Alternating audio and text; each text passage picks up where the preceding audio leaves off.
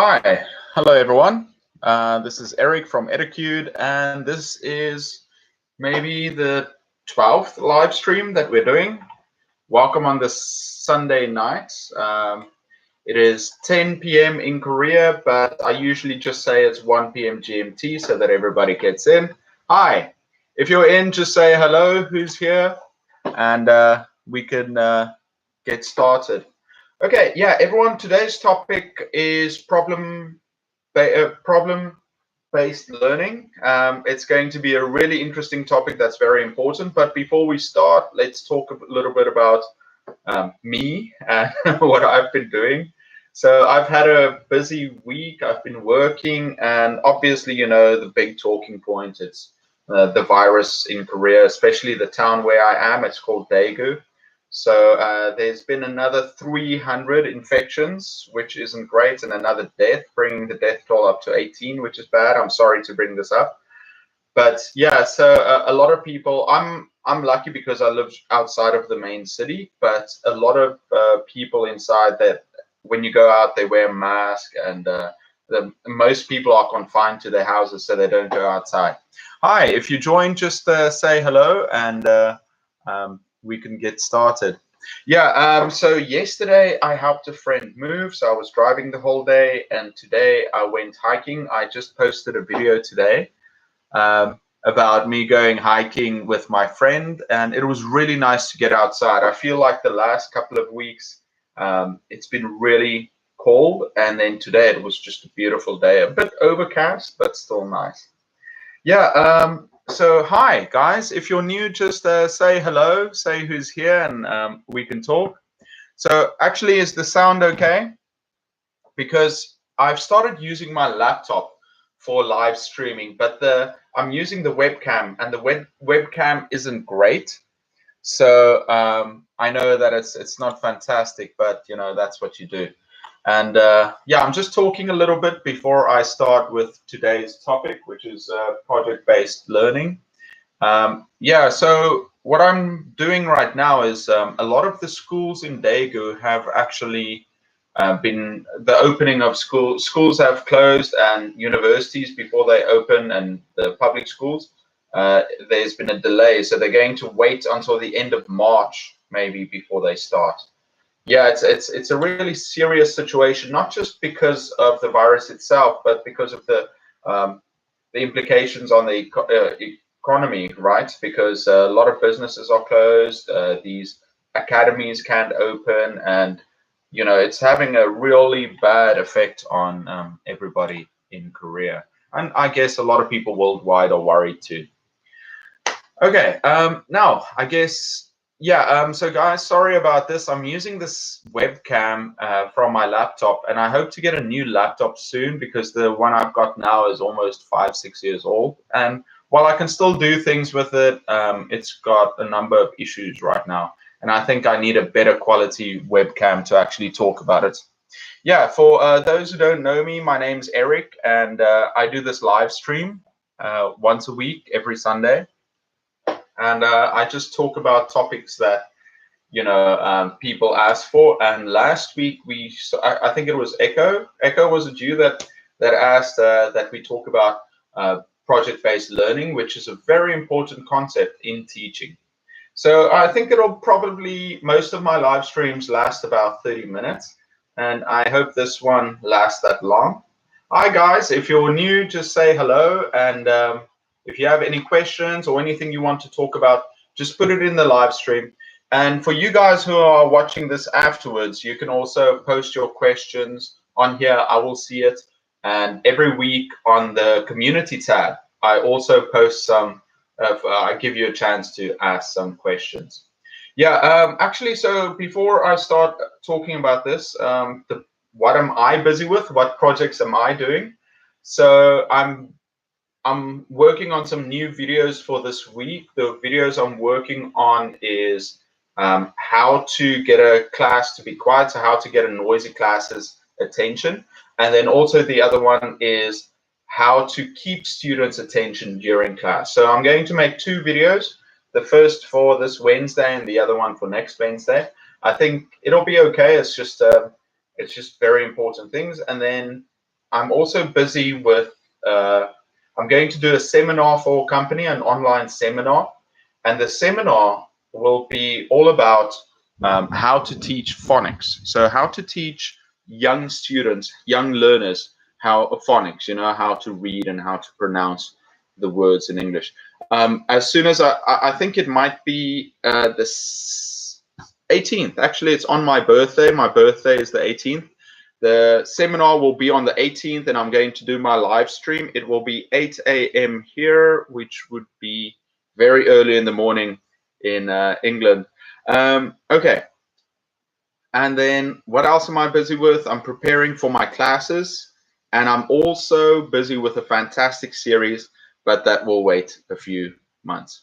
Okay, guys, I think it's been 5 minutes. Let me get started with this topic. This is a very important topic. They always talk about this. Yeah, and guys, once again, say hello when you're there. It makes me feel better if I know I'm talking to someone. Okay, now, project-based learning. This is a term that gets thrown around a lot in education. And basically, people think it's just about giving students a project that they work on and then present. And yeah, that's what it is. But today I want to give you some tips and actually explain how to do it properly. Okay, so we call it project-based learning, but you can also call it problem-based learning, where you give students a problem and they have to solve it.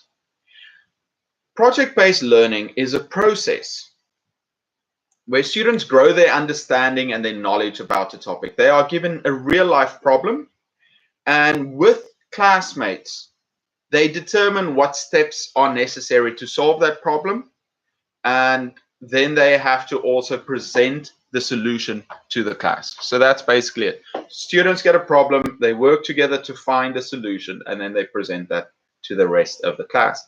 And they should do it in a creative way. Project-based learning is all about working together, solving problems, and presenting those solutions to an audience. That's basically it. Now, what's great is I teach ESL. I teach English as a second language. So I will use my perspective and my ideas, how I use it, because it's a great tool, because students actually learn and they use English when they solve these problems. But you can do it for any subject. I'm just going to use English as an example. So before you start, there are 6 steps. There are 6 steps to actually doing project-based learning. The first one is the teacher presents the students with a problem that they need to solve.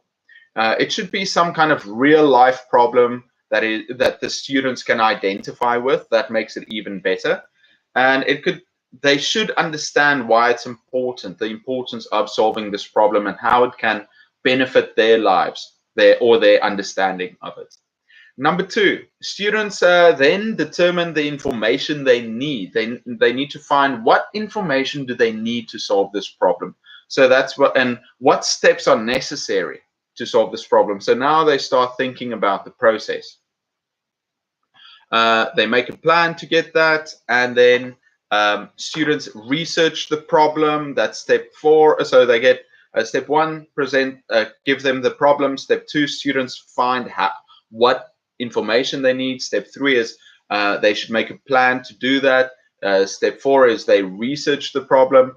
5, they find the best solution. And then 6, they show the solution to the rest of the class. Now, you might think, Eric, why is project-based learning so good for ESL students? Well, the main thing is students are free to use any topic they are interested in. You can pick any topic. So you can choose something that is of interest of the students or something that they're passionate about. And that will make them get more involved and invested in that. And remember, as an ESL teacher, you should know that vocabulary is best learned through context. So if they're busy working and solving on a problem together, they're using the language, and that vocabulary that they learn and they have to use to solve the problem, they're going to remember it way better than before. Okay, yeah, everything is connected. In a traditional ESL classroom, you're going to do a grammar lesson, then you're doing a speaking lesson, and then you're doing a listening.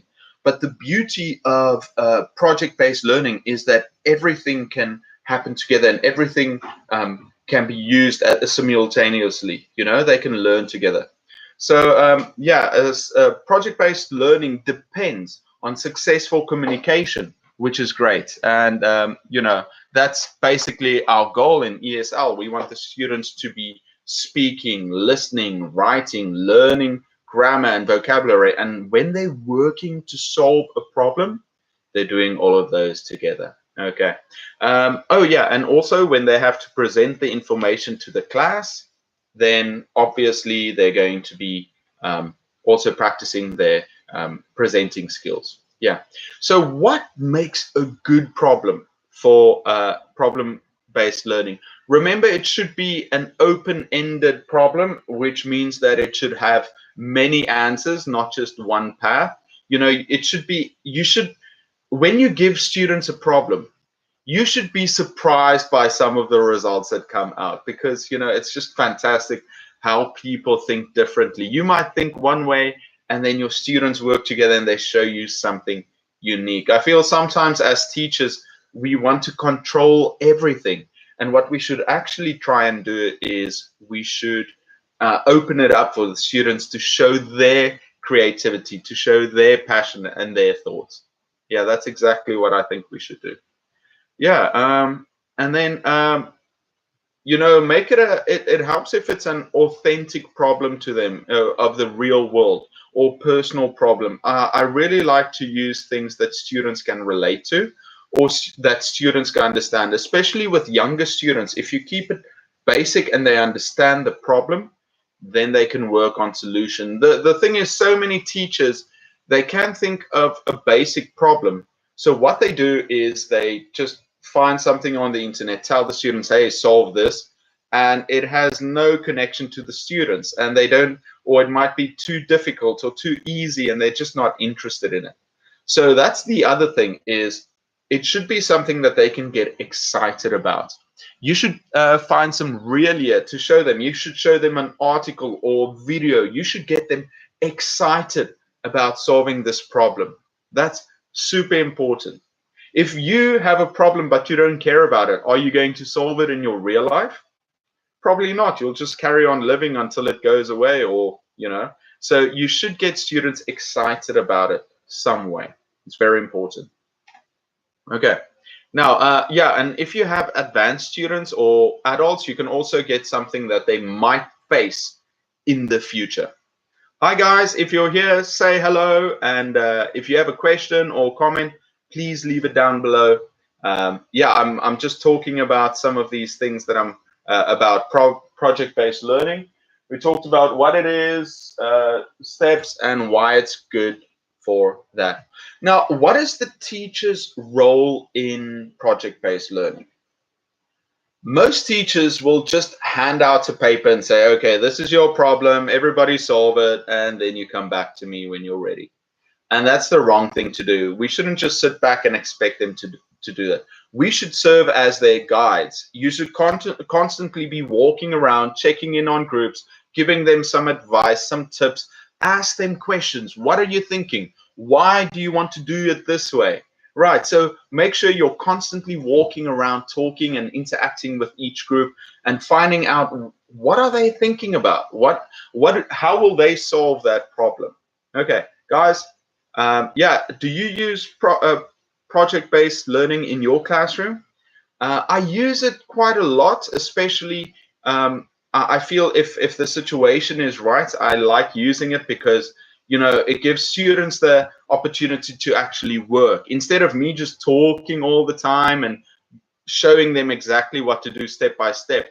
They are given freedom within limits, but freedom to explore their own creativity and their own problem solving. So this is why project-based learning is a really good thing. Yeah, guys, I don't know if the sound quality is okay. Can you hear well? And also the webcam, I know it's not a great webcam, but my plan is to buy a new laptop fairly soon so that I can do more editing and that the quality is better. Okay, Yeah, so remember, as a teacher, you should give them guidance and get them to a successful conclusion to the problem. Hi, guys, say hello. I can see there are some people out there. Um, just say hello, and if you have any questions, feel free to put it in there. And remember, the main idea is, yo, hey, brother. Sure. Well, I think, Peel, the easiest way to connect with me, I don't use WhatsApp that much, but my email address, I'll quickly put my email here if you want to talk to me like that. There we go. Yeah, you can use that and send me a message. If you have any questions, you can put it in there. Feel free. Now, I'm going to take a sip of water and then I'm going to talk about the most important part.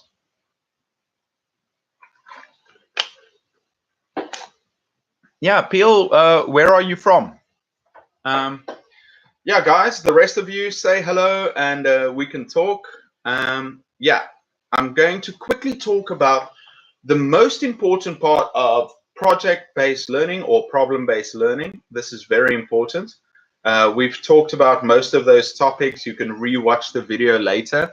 Yeah, welcome. It's so nice to have you. Every Sunday, I have a live stream, and every Wednesday, I'm going to bring out. Hi, Echo. That's what I'm talking about.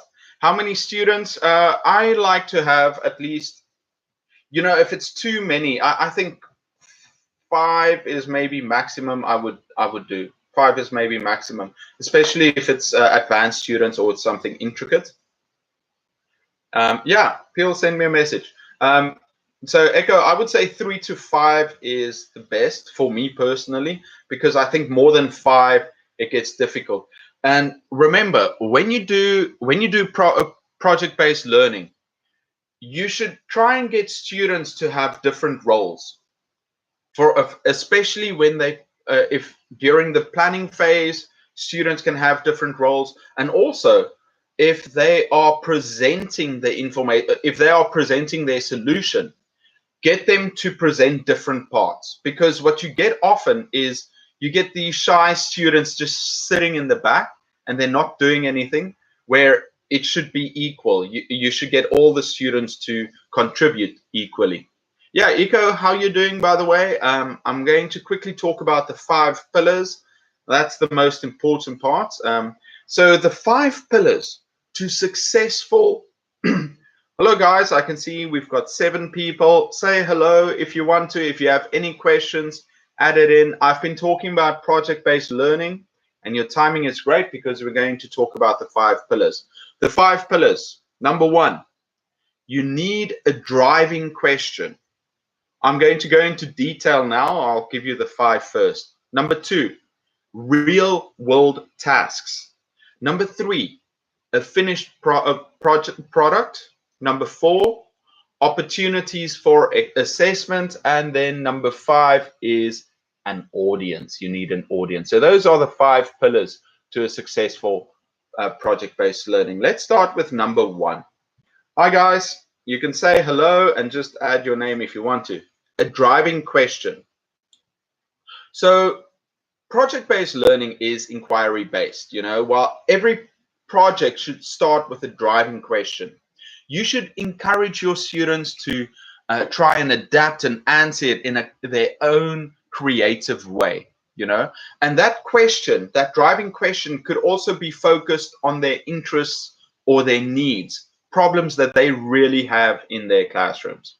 As the teacher, it is your job to get the students excited about the topic. They should be really like buzzing and thinking. You should explain it to them. You can show them a video. I think, yeah, you should just get them so excited about it so that when you say start, they just start talking and planning and getting it done. Right. And also make sure that you explain to them exactly how to do it, because I feel that one of the biggest mistakes teachers make is that they don't prepare the students well enough, and the students don't know exactly what you expect from them. Okay, so number 1, driving question. Number 2, real world tasks. One of the main reasons to learn and to do research is to work, is to get a group to practice working to a common goal. Because we have to raise our learners to work together in the outside world.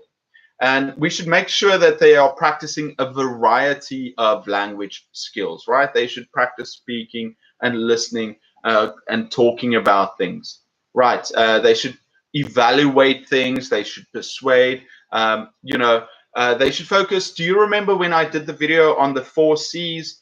Critical thinking. They should think about things. Collaboration, working with other people, communication, and creativity. Those are the 4 C's that you want to work on, right? So focus on real world tasks and get them interested in those. Yeah, guys, if you've got any questions or any comments, please put them in there. I find it very valuable. Okay, so 1 is a driving question, 2 real world task, and number 3, a finished product. Sorry, you should have a finished product. The thing is, students should start knowing that in your class, you want to drive them towards a certain goal. Because if you just try and teach them and they don't know what the idea is, what they should do at the end, what it's for, they're not going to study that well. So throughout the project, students should be working on an end product, a video, a presentation. It could be a skit, a dialogue, a poster. They should be working on something. What I like doing, especially with younger students when I do a camp, is I tell the students to create a country. So I put them in groups of 3 or 2 or 4, and I say, okay, guys, I want you to come up with your own unique magical country, right? It could be pizza country or, badminton country. It could be any kind of country, and the students work on it together. And they make a poster and a presentation. I really like that. So the finished project, they should work on all these skills. They're listening, they're speaking, their presentation, they're writing, and each member of the group should have a role in the end product, on presenting the end product. Okay, does everybody get that? Is that okay? Yeah. So have a finished product. Number 4, opportunities for assessment.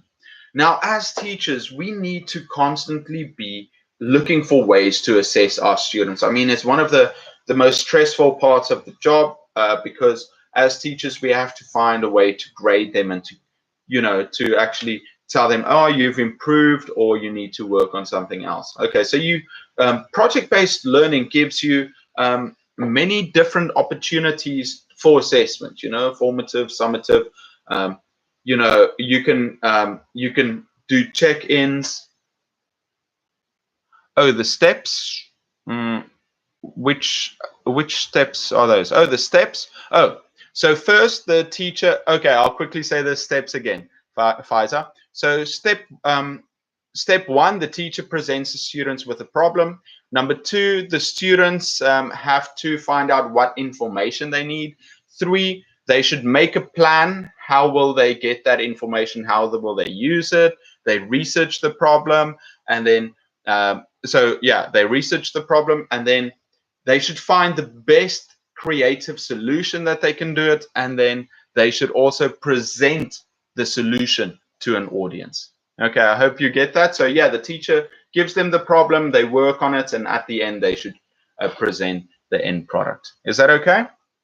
Okay, yeah, so I'm talking about the 5 pillars now, and the first one was you should have a good driving question. Number 2 is they should have real world task. Yeah, and Faisal, welcome. Thank you for asking. Number 3, they should focus on a finished product. Number 4, have opportunities for assessment, because there are many ways to assess them. You can assess them while they're working with each other. You can do a checklist. You can also give them different roles on which you can assess them, and then on their final product and presentation, you can also assess them. You can assess them individually or as a group. Encourage the students to work together. I always tell my students, listen, I put them in different groups with different people, and I say, listen, you can play with your friends all you want to, but when you go into the outside world, you need to practice working with different people, right? So that's something we have to do. Yeah, and then number 5, the last one, an audience. Just like in the real world, we should encourage our students to have a goal. Instead of just getting a final mark or grade, it's also about learning and practicing. So when the class is the audience, they should participate and they can ask questions, and they should, give them a chance to look at each other's work too, right? And to give their feedback too, because then they can also learn from the other groups. So it's very important as an audience, they should also learn about the what the other group did. Yeah, so guys, those are the 5 pillars I think that are very important. Have a good question, real world task, finished product, assessments, and an audience. Yeah, how are you guys doing? Do you guys have any questions? Do you have any comments? Today was very quiet. Everybody's so quiet today. Yeah, guys, I hope this week to work hard, but I've had a big problem or an issue with motivation and procrastination. I give myself like a couple of hours to do something, and it's just so difficult to get motivated to do it. What do you guys do to just do it? Do you just push through? Do you have some kind of process? What I usually do is, if I'm procrastinating and I'm not doing something, I usually write out a list of things that I have to do, so that it gives me a clear understanding. And task-based learning. Sure. I think problem-based learning, or project-based learning, that is something that should be connected to the real world, or problems that they'll have later. Where task-based learning could just be, problems within the, problems that you have to do within the subject, right? So I'm not 100% sure, Eco. Don't quote me on this. But I think project-based learning is about them building towards a final product, and where task-based learning is where you give them tasks and they have to do that. Yeah. I think that's it. What's your opinion? Do you think that's what it is? I just think, yeah, project-based learning is about a real-world problem that they have to have an end product, where task-based learning is they just work together to solve a problem, I think. Okay, now, before I finish, I'm going to talk about a couple of ideas that you can use in the class. Did I write it down? Yeah, some ideas. So what you want to do is you want to get something that students are really interested in. So first, try and look for problems that they might have in their own world, right? Problems that they face every day. For example, right now, it's the big virus outbreak, the coronavirus here in Korea. So you can say, okay, students have to stay at home. What can you do to stay safe? And students can come up with ideas. Or how can you study while you have to stay at home? How can you exercise? How can you talk? How can you meet your friends? You can make up anything within the school. Is there a problem at school with with bullying? Is there a problem at school with playing games, or whatever the case may be? Make it real to them, especially if it's personal problems. You can also do a fun thing that you can do is you can find a list of personal problems, and the students have to find a way to solve those personal problems, and that way maybe they can learn something on their own too. It's not just academic. They're also learning how to interact with each other and to solve these personal problems. If it's also nice if you can give them a project to do with their families. I like to involve families, something to do with maybe what was your parents' life like, and then each student should interview their parents, come back with their information sorted according to different parts, and then share that with the class. I love doing that. Or perhaps with their grandparents. Like I said, create a country.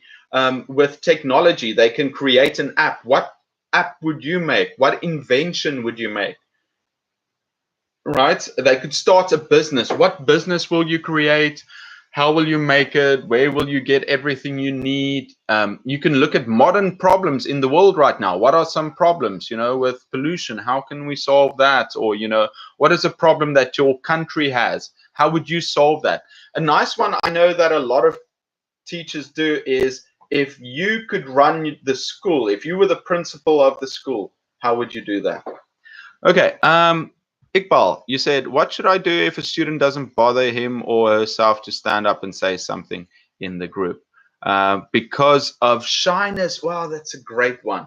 Wow, thank you, Iqbal. That's a really good question. I enjoy that one.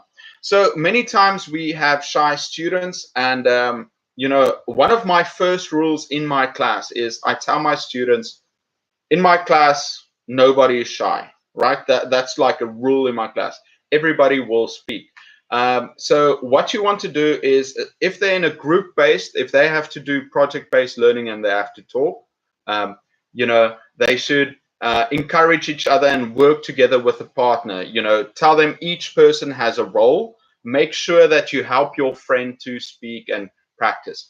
What you can do with those students, give them a chance to practice. So what I do usually is, if the students have to do a presentation, an individual presentation, I would get the students, I say, okay, make your presentation, now practice it with your friends. So they practice it in a group with a partner. They practice their presentation with a partner, or they practice it together. You can tell them, if they're very shy, they can bring notes. Obviously, you're going to teach them how to be more stand up straight and to breathe, and to teach them the body language to make them more comfortable. Then get them to practice with partners first, or in small groups first, and just encourage them really well. Tell them nothing will go wrong. But yeah, shyness is a problem, but I always try and tell my students there are no shy students in my class, and I give them enough opportunity to feel comfortable and safe within the classroom and the work. Yeah, that's a great question, Iqbal. Often we look at what problems we have with students, and I think students being shy is one of the biggest problem, because even adults have that problem. I mean, we still get shy too, right? Yeah, sorry. I wish I could come up with more ideas, because hearing this problem, it makes me want to go and research and think about this a little bit more. Iqbal, thank you so much for that question. I really appreciate it. Hopefully in the future I can give some more feedback on that, and I'm definitely going to think about it some more. Yeah, guys. Wow, it's 30 minutes. Does anybody have any other questions? I think we covered project-based learning. So yeah, and in the past, teachers used lecture-based teachings. Right, yeah, in the past, lecture-based teaching. Yeah, it was basically the teacher stands in front and just talks and talks and talks. And the students never really had a chance to practice their presentation skills. That is also very important. We have to teach our students. But now we have pairs or groups. Yeah, but it's obviously better, right, Iqbal? I mean, lecture style, for some things it's okay, but it's so much better when students can learn together. Definitely pair and groups. If I stand there and I talk to the students for an hour, they're not practicing their own skills. They might get knowledge. That's the quickest way to give them knowledge. But if you want the students to improve and to learn faster, project-based learning is good, pair-based learning is good. Make sure that students work together with others, and they also have to present that information. They should practice it, because that's the fastest way they learn. Like I said, with this project-based learning, because they use communication, they use problem solving, they use research methods, and they have to present the information, this is a great way to do it. Right, it's very effective. Iqbal, thank you so much. I appreciate these questions, because it gives me a chance to think about it too. Yeah, I think definitely, teaching has evolved. One of the videos I want to make is I want to look at teaching, maybe a teacher in the year 2000 and the year and a teacher right now in the year 2020, right? What the difference is and why it's more effective now. Yeah, Iqbal, what do you do before I leave? So your teacher, do you teach English, and what grade do you teach? What age? Not grade. I always get confused with it. In the Middle East, I guess. Which country? I've got so many other teachers from the Middle East and also from Northern Africa. I really like you guys. You always ask the best questions.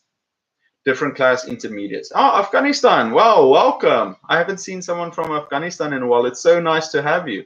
Yeah, actually, you know what?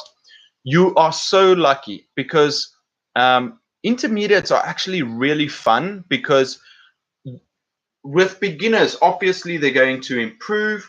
With advanced students, it's kind of difficult to get them to improve, but with intermediates, you can have so much fun and you can challenge them to grow, and you can really feel them growing inside the class. That's what I think. So intermediate, many people, you call it the intermediate plateau. Intermediate plateau is when you first start learning, you learn a lot, and then at intermediate level, you kind of slowly learn. But if you use interesting topics and you get them to have fun and do group projects, they're going to learn, and that plateau can really go up. The end of the year lecture. Okay, yeah. So at the end of the year lecture, when you say goodbye to the students. Okay, so your question is the end of last question. Okay, sorry, I thought your question was what should you say at the end of the year lecture? Okay. Yeah, what's your question? Okay. Yeah, guys, I hope you guys learned something. I was just talking the whole time. So we talked about project-based learning. I hope you had something. Please think about any questions that you have for the future. Like I said, this Wednesday, I'm bringing out a video on how to get students to a noisy class, how to get them quiet. 2 weeks later, I will do a video how to keep the students' attention. Okay. Iqbal, continue typing. I will continue talking, and you quickly type that out. Yeah, so like I was saying, I've got a lot of things that I have to do. Our university is only starting end of March. So I've had a... Juliana, hi. I hope so. Well, are you a teacher? Where do you teach? I'm waiting for Iqbal's question. So until then, tell me a little bit about yourself. Yeah, I'm actually, every week I talk about this, but I'm busy with a series that I'll bring out in a couple of months where I can exactly teach a lot of things. Now I'm just making videos and talking about things. So I hope there are some useful ones. By the way, Juliana, what videos do you like the most? Is it the activity videos that I've been making lately, or is it the live streams, or do you like when I talk my ideas on teaching? Because I think when I first started my video series, a lot of my videos were just me talking about my ideas on teaching, and I really enjoyed doing those. But from Brazil, nice. Where in Brazil? Actually, yeah, you just had Carnival, right? Yeah, Carnival. Yeah, I think you guys are Carnival, right?